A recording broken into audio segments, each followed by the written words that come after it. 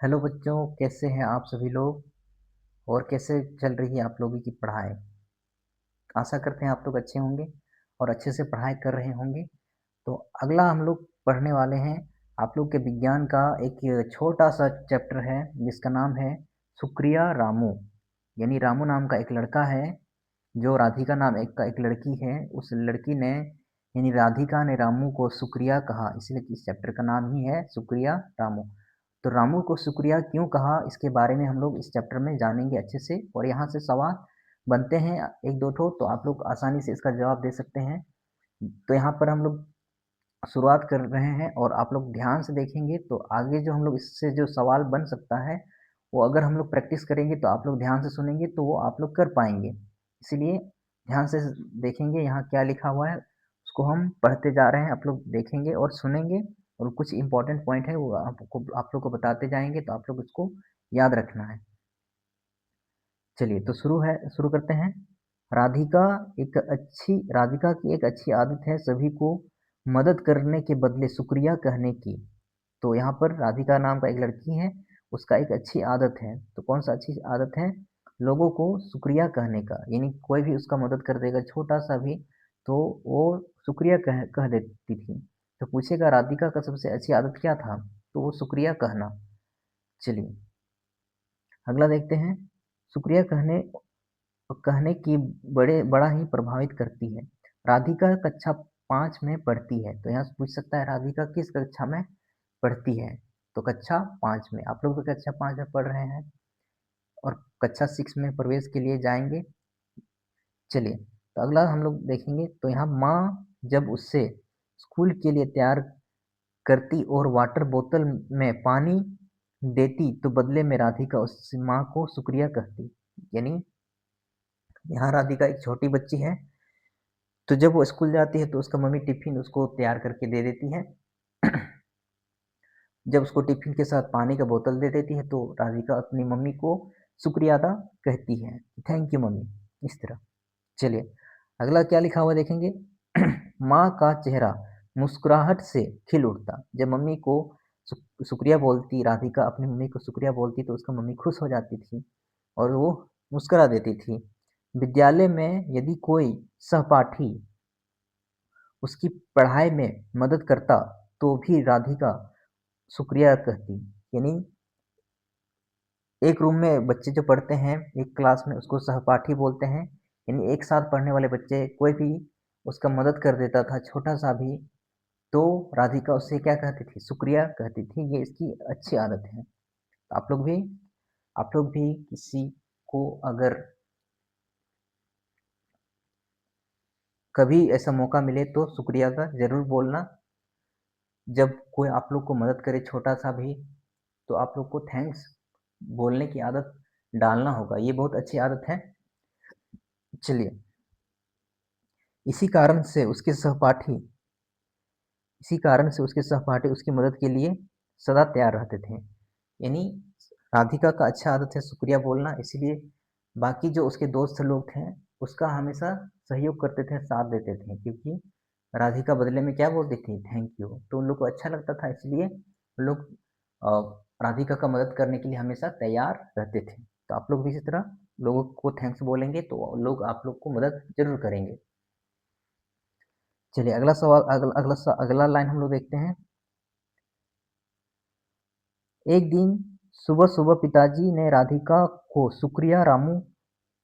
रामू से शुक्रिया रामू कहते सुना। जब पिताजी अंदर में थे, जब वो बाहर देखते हैं तो आवाज सुनते हैं शुक्रिया रामू। राधिका जो है किसी को बोल रही है शुक्रिया रामू। उसका पिताजी ने सुना। उन्हें बड़ा आश्चर्य हुआ। किसको आश्चर्य हुआ? उसके पिताजी को, कि मेरी बेटी रामू को शुक्रिया क्यों बोल रही है। तो उन्होंने देखा कि रामू सुबह सुबह उनके घर में कचरे उठाने आते थे। यानी ये रामू और कोई नहीं, कचरा उठाने वाला ही है। और राधिका उसको शुक्रिया बोलती है। चलिए तो यहाँ पर इसीलिए इस चैप्टर का नाम क्या पड़ गया? शुक्रिया रामू। रामू यहाँ आप लोग को पता चल गया होगा रामू कौन है। तो कचरा उठाने वाला है, और राधिका के घर के आसपास जो कचरा जमा हुआ था वो उठा उठा रहा था। तो राधिका ने उसको शुक्रिया रामू कहा। और ये बात उसके पिताजी सुन लिया तो उसको आश्चर्य हुआ कि मेरी बेटी तो कचरा उठाने वाले को शुक्रिया बोल रही है, जबकि कचरा उठाना इसका ड्यूटी है क्योंकि ये सफाई कर्मचारी है। चलिए आगे देखेंगे। उन्होंने राधिका से पूछ लिया, क्या बात है बेटा, तुमने रामू को शुक्रिया क्यों कहा? वो हमारे घर के कचरे को ले जाते हैं और हम उसके बदले में रुपये भी देते हैं, फिर शुक्रिया क्यों? तो चलिए यहाँ पर राधिका क्या जवाब देती है।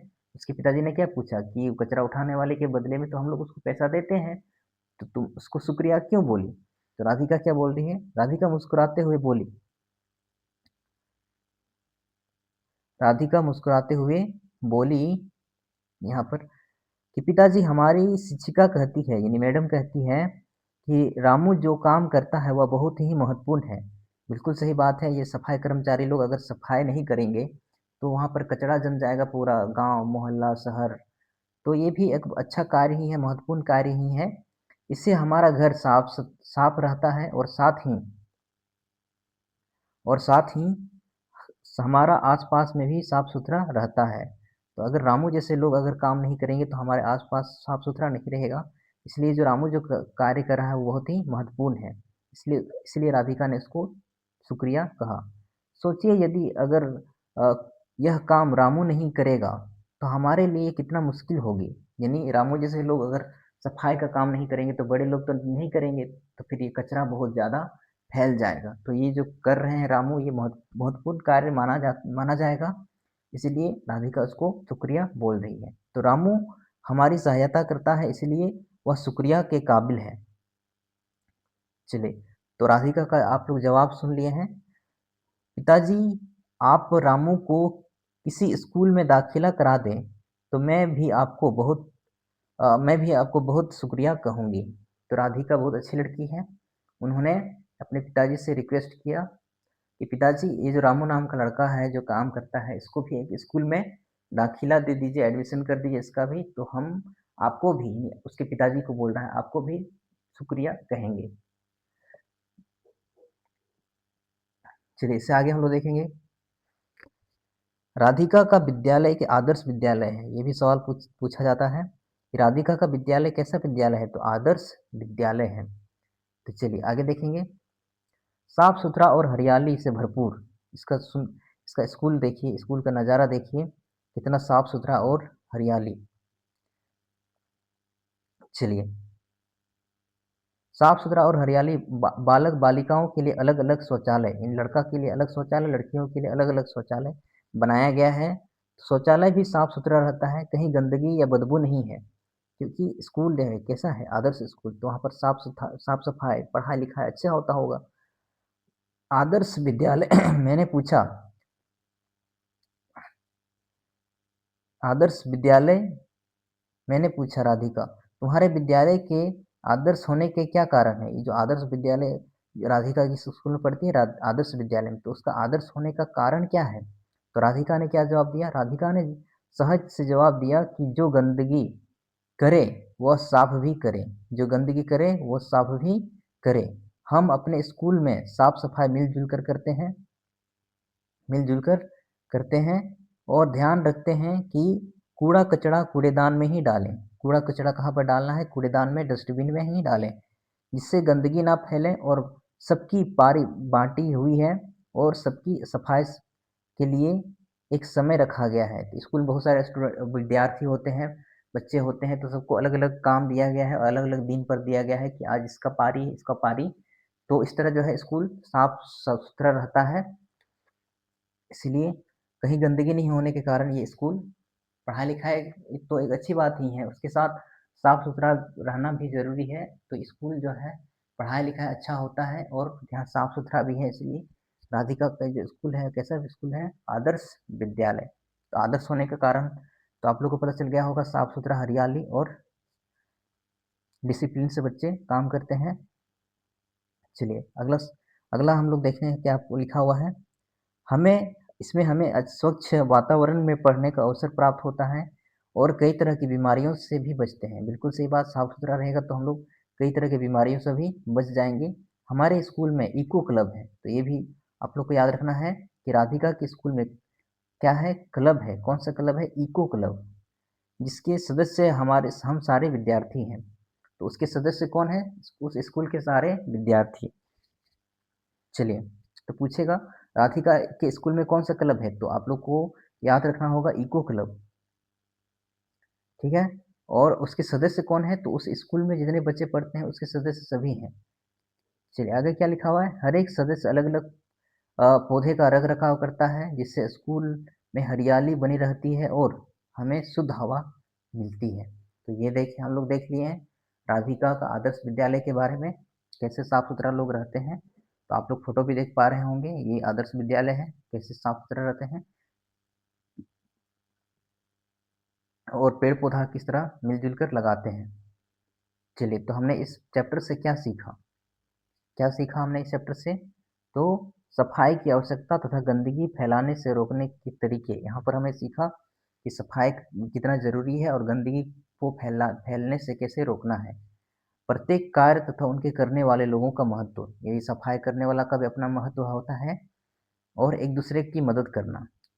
इको क्लब की आवश्यकता एवं महत्व। इको क्लब के सदस्य होते हैं, इको क्लब बनाकर बच्चे कैसे अपना अपना काम को निभाते हैं। तो इको क्लब उसके स्कूल में है, और हर स्कूल में लगभग थोड़ा थोड़ा स्कूल में होते हैं। और यहाँ पर आप लोग फोटो देख पा रहे होंगे, इस तरह जो है पेड़ पौधा लगाया जाता है और कचड़े को किसी गड्ढे में फेंका जाता है, डस्टबिन में फेंका जाता है। चलिए, आप लोग फोटो देखकर समझ पा रहे होंगे। अब हम लोग करते हैं इससे सवाल जवाब। तो आप लोग पूरा ध्यान से सुने होंगे, तो आप लोग इसका सही सही जवाब दे पाएंगे। तो पहला सवाल है, राधिका किस विद्यालय में पढ़ती है? राजकीय मध्य विद्यालय, आदिवासी मध्य विद्यालय या कस्तूरबा अ, मध्य विद्यालय, या इनमें से कोई नहीं? तो वैसे तो इनमें से कोई नहीं होगा, क्योंकि इनमें से कौन सा कोई सा स्कूल में नहीं पढ़ती, उसको तो आदर्श विद्यालय में पढ़ती है। आदर्श विद्यालय। तो आप लोग को ऑप्शन में आदर्श विद्यालय ही मिलेगा। यहाँ ऑप्शन जो है वो गलत है, इसमें से सही आंसर होगा इनमें से कोई नहीं। फिर भी अगर कोई बोलेगा तो राजकीय मध्य विद्यालय ये इसका सही आंसर हो सकता है, पर आप लोग अ, गलत ही ये है। आप लोग इसका सही आंसर होगा आदर्श विद्यालय। चलिए, अगला सवाल है, राधिका राधिका का विद्यालय कैसा विद्यालय है? तो उच्चतर है, गंदगी युक्त है, आदर्श है, इनमें से कोई नहीं। तो इसका सही आंसर होगा option number C, Adarsh Vidyalaya. तो ये आप लोग पढ़ चुके हैं, तो आप लोग अब आसानी से जवाब दे पा रहे हैं। अगला सवाल है, राधिका के विद्यालय में कौन सा क्लब है? इको क्लब, फ्रेंड क्लब, छात्रा क्लब या छात्र क्लब? तो सही आंसर होगा इको क्लब। आप लोग ये सब सभी सवालों का जवाब दे पा रहे होंगे अच्छे से, अगर ऊपर में जो हमने बताया वो अगर ध्यान से सुने होंगे तो।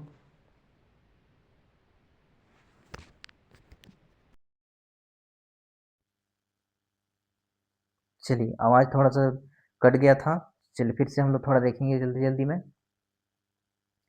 कहाँ से शुरू कर रहे थे हम लोग? यहाँ से, कि राधिका कौन से विद्यालय में पढ़ती है? आदर्श विद्यालय में। और राधिका का विद्यालय कैसा है? तो अ, आदर्श विद्यालय है। और अगला सवाल देखेंगे, राधिका के विद्यालय में कौन सा क्लब है? तो इको क्लब है, ये हमने पढ़ लिया था। और अगला सवाल आप लोग का है, विद्यालय में बालक और बालिकाओं के लिए शौचालय है, कैसा है? साथ साथ या अलग अलग या नहीं है? इनमें से कोई सा ऑप्शन गलत नहीं है? तो इसका सही आंसर होगा अलग अलग है। बालक के लिए अलग और बालिकाओं के लिए अलग, यानी बॉयज़ के लिए अलग और गर्ल्स के लिए अलग अलग बाथरूम रखा गया था। चलिए, अगला सवाल देखेंगे, सफाई कर्मचारी को हमें क्या कहना चाहिए? तो कोई भी सफाई कर्मचारी होते हैं, उन लोग को हम लोग क्या कहना चाहिए? गाली देना चाहिए? चलो, सही आंसर होगा इसका शुक्रिया कहना चाहिए। नहीं डांटना चाहिए, ना ही कुछ अनाप शनाप बोलना चाहिए, शुक्रिया अदा बोलना है। सही सही आंसर होगा। अगला सवाल है, पेड़ पौधे के रख रखाव छात्र छात्रा किस प्रकार करते हैं? तो सामूहिक सामूहिक रूप से या साथ साथ या फिर अलग अलग या इनमें से कोई नहीं? तो बताओ, इसका सही आंसर होगा सामूहिक रूप से। पेड़ पौधे का रख रखाव सामूहिक रूप से बच्चे करते थे। अगला सवाल हम लोग देखेंगे, ये भी बहुत अच्छा सवाल है, कूड़े-कचरे को कहाँ फेंकना चाहिए?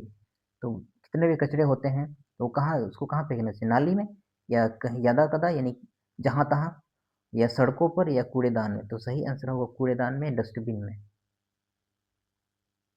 डस्टबिन आप लोग देखे होंगे, डस्टबिन का चित्र अगर कहीं हमने दिखाया होगा तो हाँ, यहाँ पर इस तरह का डस्टबिन होता है, ये देखिए, इस तरह का डस्टबिन होता है, यहाँ पर ही फेंकना है, इधर-उधर नहीं फेंकना है। चलिए, तो इसका सही आंसर क्या हो जाएगा? कहाँ पर फेंकना चाहिए कूड़े-कचरे को? तो इसका सही आंसर होगा कूड़ेदान में। और अगला सवाल है विद्यालय या सार्वजनिक भवन, इन सरकारी भवन के जितने भी बड़े-बड़े भवन होते हैं, सरकार की भवन, सरकारी भवन और सड़क आदि की साफ-सफाई होनी चाहिए। कैसे? यदा-कदा या नियमित या त्योहार में, केवल पर्व त्योहारों में या ये सभी सही है? तो सही आंसर होगा नियमित रूप से साफ-सफाई होना चाहिए। ऐसा नहीं कि अभी त्योहार में आया और उसी समय सफाई किया जा रहा है और बाकी दिन गंदा है, ये तो अच्छी बात नहीं है। समय-समय पर एकदम नियमित रूप से साफ-सफाई होना चाहिए। तो ये रहा आज का पूरा का पूरा हम लोग देख चुके हैं। शुक्रिया रामू चैप्टर जो है वो एक छोटा-सा चैप्टर था।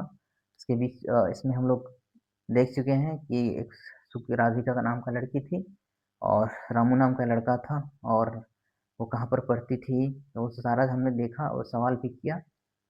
तो ऐसे ही आप लोग अगर बोलेंगे, कमेंट में बताएँगे तो और भी चैप्टर आप लोग को करवाएँगे। ये आप लोग को डेमो के लिए था कि अगर ऐसे ही फ़ोटो से और ऐसे ही पूरा पढ़ाई करने के बाद अगर सवाल-जवाब करना चाहते हैं, तो आप लोग कमेंट में ज़रूर बताएँगे, तभी हम अगला वीडियो बनाएँगे क्योंकि इससे पहले हमने 2, 3, 4 वीडियो डाला हुआ है। आप लोग उसको देखकर समझ पा रहे होंगे कि हम किस तरह आप लोग को पढ़ा पा रहे हैं, समझा पा रहे हैं या नहीं। तो आप लोग कमेंट करके ज़रूर बताएँगे और अगर आप लोग कमेंट करेंगे, लाइक करेंगे वीडियो को और चैनल को हमें सब्सक्राइब करके सपोर्ट करेंगे, तो हम ज़रूर आप लोग के लिए आगे सोचेंगे और अच्छा। तो आज के लिए इतना ही, सभी को जोहार और पढ़ते रहिए ऐसे ही। चलिए, धन्यवाद।